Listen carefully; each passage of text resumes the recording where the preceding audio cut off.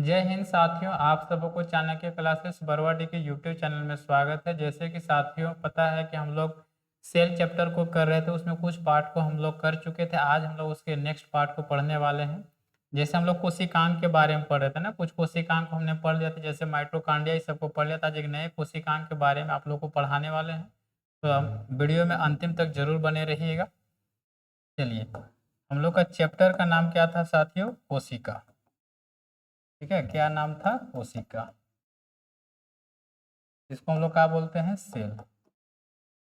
देखो, कोशिका में हमने बहुत कुछ बता चुका था ना, उसका इंट्रोडक्शन जो होता है वो हम क्या किए थे? बता चुके थे। ठीक है, आज उससे आगे वाले पार्ट को पढ़ेंगे। ठीक है, जैसे था कोशिका,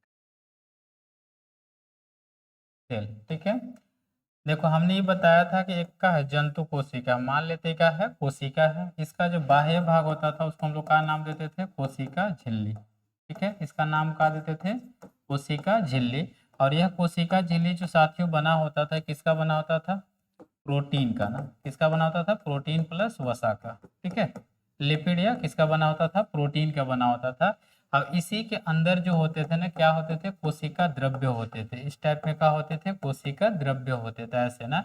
अब इसी कोशिका द्रव्य में यहाँ पे क्या होते थे? कोशिका द्रव्य होते थे। ठीक है, कोशिका द्रव्य यानी साइटोप्लाज्म होते थे। इसी साइटोप्लाज्म में क्या पाया जाता है? कोशिकांग पाया जाता है। क्या पाया जाता है? तो कोशिकांग पाया जाता है। ठीक है, क्या पाया जाता है? तो कोशिकांग पाया जाता है।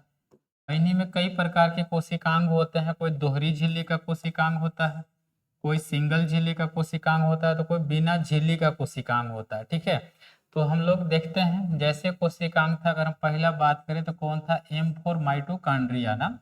फिर आर से क्या हो जाएगा? राइबोसोम। ई आर से क्या हो जाएगा? Endoplasmic reticulum. सी फोर का हो जाएगा? सेंट्रोसोम। वी फोर का हो जाएगा? वैक्यूल। ए फोर का हो जाएगा? लाइसोसोम।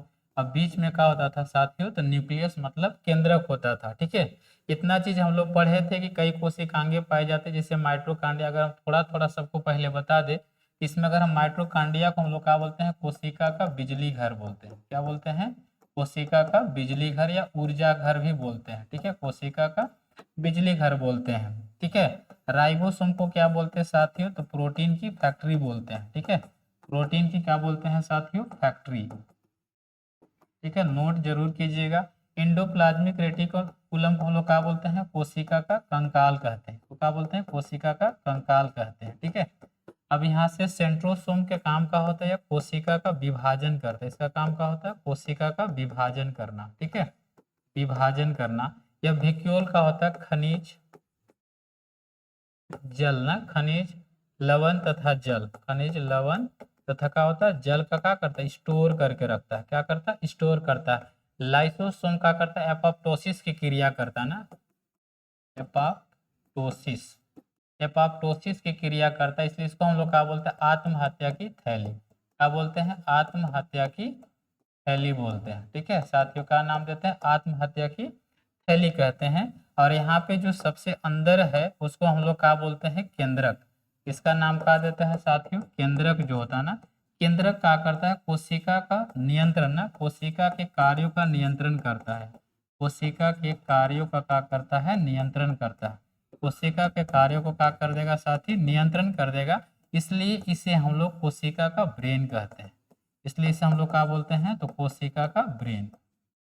कोशिका का ब्रेन के नाम से जानते हैं। ठीक है, ई जो था ना, इसका मोटी बातें थी जो जानना सबों को क्या है? जरूरी है। अब यहाँ पे जो होता है ना, द्रव पाया जाता है ना, ये कोशिका द्रव होता है। इसमें अगर हम बात करें तो इसको हम लोग प्रोटोप्लाज्म भी कहते हैं ना। यहाँ पे जो द्रव होता है उसको हम लोग क्या बोलते हैं? प्रोटोप्लाज्म बोलते हैं। प्रोटोप्लाज्म कहते हैं। प्रोटोप्लाज्म का यानी जीव द्रव्य बोलते हैं इसी को ना। हम लोग क्या नाम देते हैं? जीव द्रव्य। जीव द्रव्य की खोज किसने किया था? ये याद रख लीजिए, खोज पूरे कंज ने किया था। पूरे कंज ने किया था। ठीक है, किसने कर दिया था? पूरे कंज ने कर दिया था। आज हम लोग एक कोशिकांग के बारे में पढ़ने वाले हैं। वह कोशिकांग का नाम क्या है? राइबोसोम। आज हम लोग किसके बारे में पढ़ेंगे? बेसिकली राइबोसोम के बारे में। ठीक है, राइबोसोम। राइबोसोम। ठीक है, राइबोसोम के बारे में पढ़ेंगे। अब राइबोसोम होता क्या है, ठीक है। तो चलिए साथियों स्टार्ट करते हैं हम लोग राइबोसोम के बारे में। राइबोसोम होता क्या है?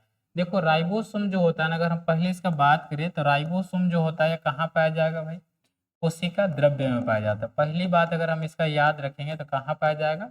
कोशिका द्रव्य में पाया जाता है, ठीक है। कोशिका द्रव्य में पाया जाता है। और यह कोशिका द्रव्य में पाया जाता है। यह एक ऐसा कोशिकांग होता है जिसमें क्या होता है, झिल्ली नहीं होती है, मतलब झिल्ली रहित कोशिकांग होता है जिसमें किसी प्रकार का कोई झिल्ली होता नहीं है। इसको हम लोग क्या बोलते हैं? झिल्ली रहित कोशिकांग। क्या बोलेंगे इसको? झिल्ली रहित कोशिकांग, ठीक है। याद रखना, तब क्वेश्चन पूछा जाता है कि झिल्ली रहित कोशिकांग किसे कहते हैं, तो यह क्या है? झिल्ली रहित कोशिकांग है राइबोसोम। अगर हम बात करते हैं राइबोसोम का जो खोज किया था साथियों, इसका खोज, राइबोसोम का जो खोज किया था, ठीक है, जॉर्ज पैलेड ने किया था। किसने किया था? जॉर्ज पैलेड ने किया था। जॉर्ज पैलेड ने किया था, ठीक है। जॉर्ज पैलेड कहाँ का रहने वाला था? तो रोमानिया का रहने वाला था। रोमानिया कंट्री है, वहाँ के रहने वाला था। इन्होंने ही सबसे पहले राइबोसोम को देखा था, जॉर्ज पैलेड ने, ठीक है।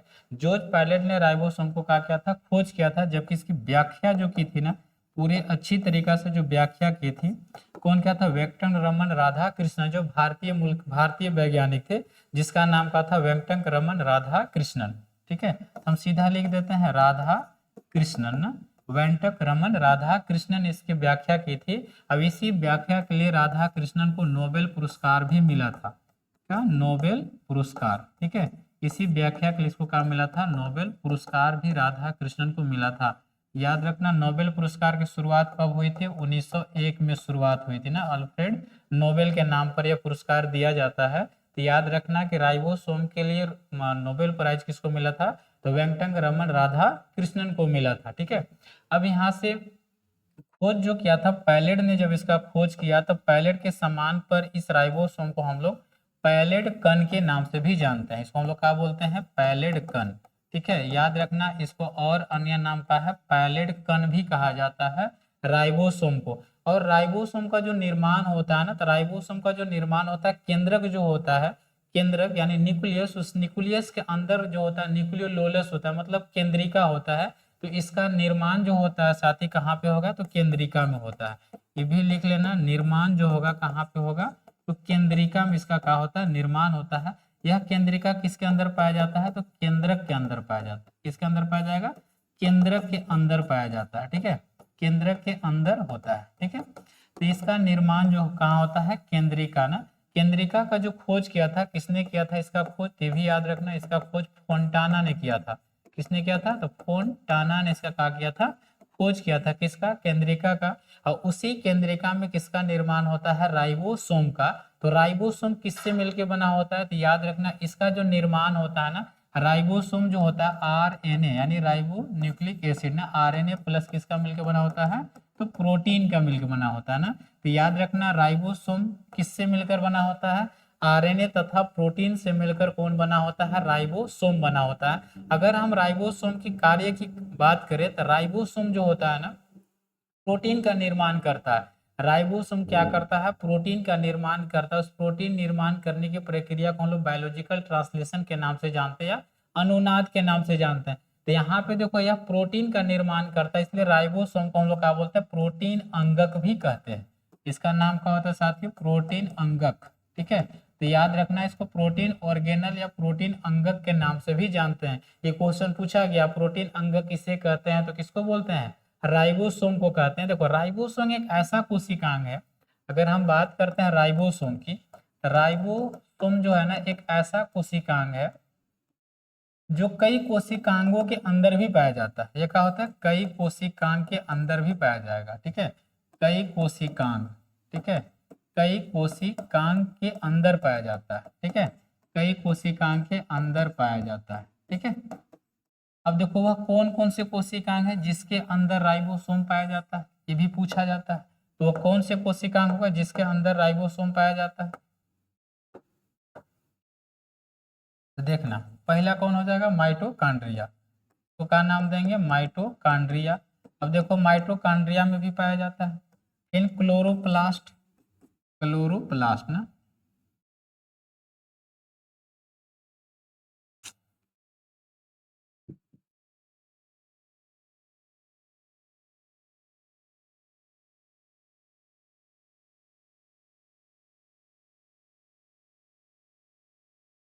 क्या पाया जाता, देखो ना यहाँ पे थोड़ा सा क्या क्या, देखो यहाँ पे पहला का था माइटोकांड्रिया, ठीक है साथियों, कहाँ पाया जाएगा, माइटोकांड्रिया, ये सब लिखते जाना, ठीक है, क्योंकि एग्जाम में पूछा जाता है कि बताओ माइटोकांड्रिया में राइबोसोम पाया जाता है कि नहीं, तो माइटोकांड्रिया में राइबोसोम पाया जाता है। दूसरा की बात करें तो यह क्लोरोप्लास्ट में भी पाया जाता है, कहाँ पे पाया जाएगा, क्लोरोप्लास्ट, ठीक है, क्लोरोप्लास्ट में पाया जाता है।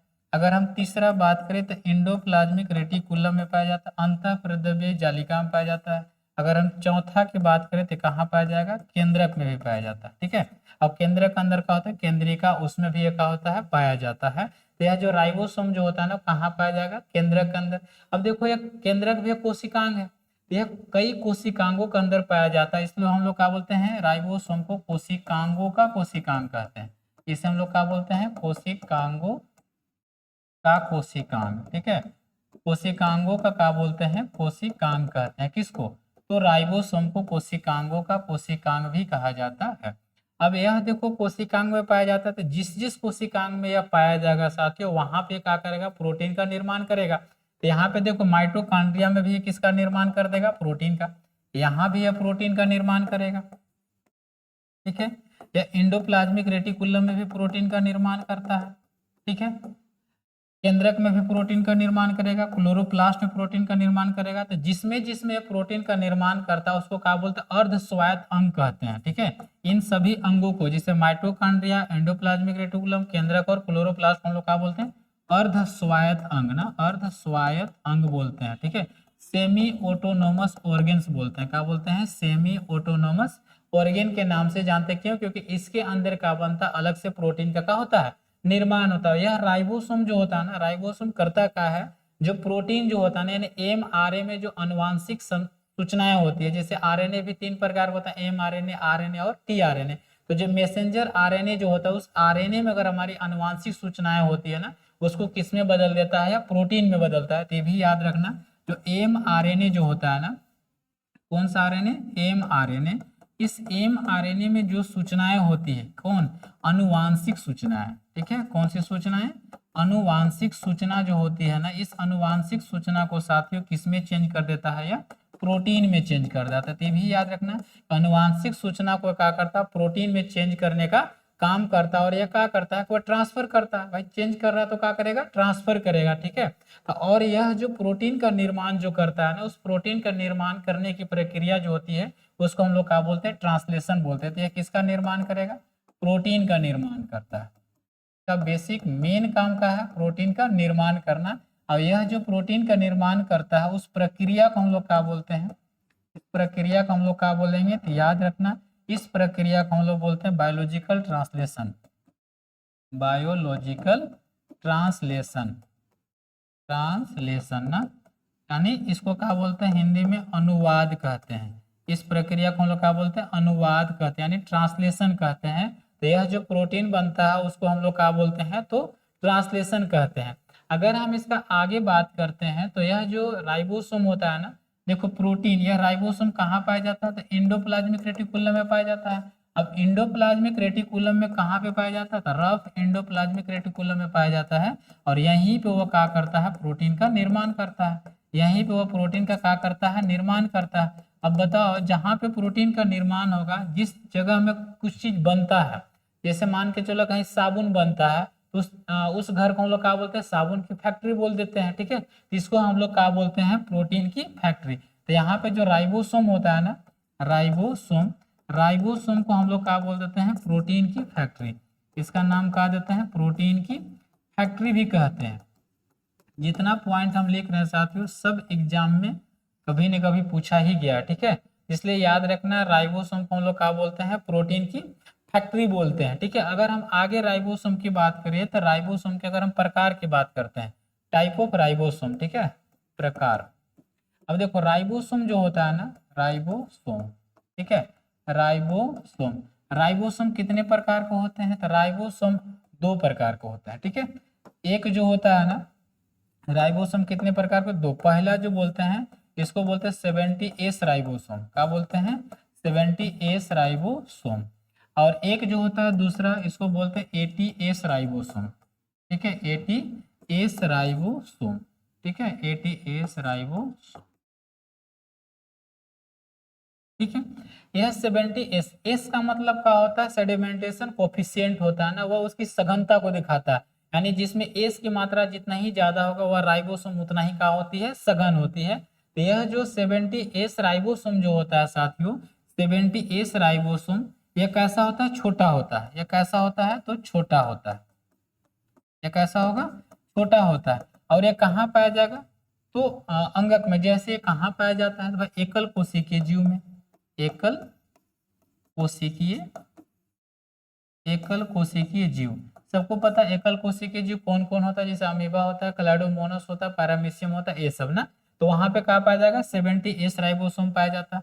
प्रोकैरियोटिक जीव में पाया जाता है। प्रोकैरियोटिक, प्रोकैरियोटिक जीवों में पाया जाएगा। प्रोकैरियोटिक जीवों में पाया जाता है। ये सब कहाँ पाया जाएगा? तो माइटोकॉन्ड्रिया में पाया जाता है। Mitochondria, endoplasmic reticulum. ठीक है, और उसके बाद क्या होता है? Endoplasmic reticulum. क्लोरोप्लास्ट में पाया जाता है। क्लोरोप्लास्ट। ठीक है, क्लोरोप्लास्ट में पाया जाएगा। ठीक है, तो इन सभी में कौन पाया जाता है? 70S राइबोसोम पाया जाता है। या पूरी तरीका से विकसित होता नहीं। अगर हम बात करते 80S राइबोसोम ना, 80S राइबोसोम में कैसा होता है? तो बड़ा होता है। यह कहाँ पाया जाएगा? तो यूकैरियोटिक। कहाँ पे? यूकैरियोटिक, यूकैरियोटिक जीवों में। कहाँ पाया जाएगा? यूकैरियोटिक जीव या यूकैरियोटिक कोशिका ना। ठीक है, कहाँ पाया जाएगा? तो यूकैरियोटिक जीव कोशिका में। या बड़े आकार के जीवों में पाया जाता है। बड़े आकार ना, बड़े आकार के जीव में। आई बात समझ में? तो यह क्या होता है? 80S राइबोसोम होता है। और यह राइबोसोम जो होता है ना, मेनली इसका काम ही क्या होता है साथी? प्रोटीन का निर्माण करना। ठीक है, किसका नाम का, इसका काम क्या होता है? प्रोटीन का निर्माण करना। और यह राइबोसोम जो होता है ना, सबसे छोटा कोशिकांग होता है। याद रखना, सबसे छोटा कोशिकांग, सबसे छोटा कोशिकांग होता है। ठीक है, इतना पॉइंट तुमको किससे याद रखना है साथियों? तो राइबोसोम से याद रखना है। अगर आप इतना पढ़ लेते हैं तो राइबोसोम से एक भी क्वेश्चन छूटने वाला नहीं है। ठीक है, बेसिकली ग्रुप डी और एनटीपीसी, ग्रुप डी में थोड़ा ज्यादा टफ साइंस पूछता है, तो तुमको डीप थोड़ा पढ़ना होगा, तभी पूरा पूरी क्वेश्चन पकड़ाएगा, अन्यथा क्वेश्चन छूट जाएगा। इसलिए हम तुमको बहुत अंदर तक ले जाके पढ़ा रहे हैं, ताकि तुम्हारा एक भी क्वेश्चन ना छूटे। जैसे देखो, ये सब जो इंफॉर्मेशन था, सूचनाएं हम इसको दे दिए पहले, क्या क्या होता है सबको नोट करना साथियों जरूर। ठीक है, यहाँ पे देखो राइबोसोम के बारे में बता दिए। पैलेट कण भी बोलते हैं, प्रोटीन अंगक बोलते हैं। किससे बना होता है? आरएनए और प्रोटीन से बना होता है। झिल्ली रहित कोशिकांग होता है। जॉर्ज पैलेट ने खोज किया था। व्याख्या कौन किया था? राधा कृष्णन, नोबेल प्राइज मिला इसी को। यह केंद्रक के अंदर होता है। ठीक है, केंद्रिका के अंदर। केंद्रिका किसके अंदर होता है? केंद्रक के अंदर। तो इसका निर्माण कहाँ होता है? केंद्रिका का। केंद्रिका का खोज कौन किया था? फोंटाना कर दिया था। ठीक है, और इसमें इसका राइबोसोम कोशिकांगों का कोशिकांग होता है, कई कोशिकांगों में पाया जाता है, प्रोटीन का निर्माण होता है। ये सभी कोशिकांग कहा कहलाते हैं? अर्धस्वाय। mRNA में जो अनुवांशिक सूचना होते हैं उसको किसमें चेंज कर? प्रोटीन में चेंज करता है साथियों। यह काम प्रोटीन का निर्माण करते हैं, बायोलॉजिकल ट्रांसलेशन के नाम से हम लोग जानते हैं। इसे प्रोटीन की फैक्ट्री भी कहते हैं। और यहाँ पे देखो राइबोसोम सबसे छोटा कोशिकांग है। दो प्रकार का होता है, 70S और 80S। एस जो होता है ना, सेडिमेंटेशन कोफिशिएंट होता है। ठीक है, और वह करता क्या है? उसकी सघनता के बारे में बताता है। तो साथियों, हम लोग आज इतना ही रखते हैं। हमारी क्लास आप सबों को पसंद आ रही हो तो वीडियो को लाइक शेयर जरूर करें, और जो नए हैं वो चैनल को जरूर से जरूर सब्सक्राइब करें, और शेयर करना ना भूलें। कमेंट भी जरूर करें कैसा क्लास लगा। ठीक है, और हमारा इस वीडियो के नीचे डिस्क्रिप्शन लिंक दिया रहता है टेलीग्राम चैनल का, तो टेलीग्राम चैनल से जरूर जुड़े, क्योंकि वहाँ पे मैथ इस सब का PDF भी दिया जाता है साथियों। फिर मिलते हैं अगले वीडियो में। सबों को जय हिंद, थैंक यू।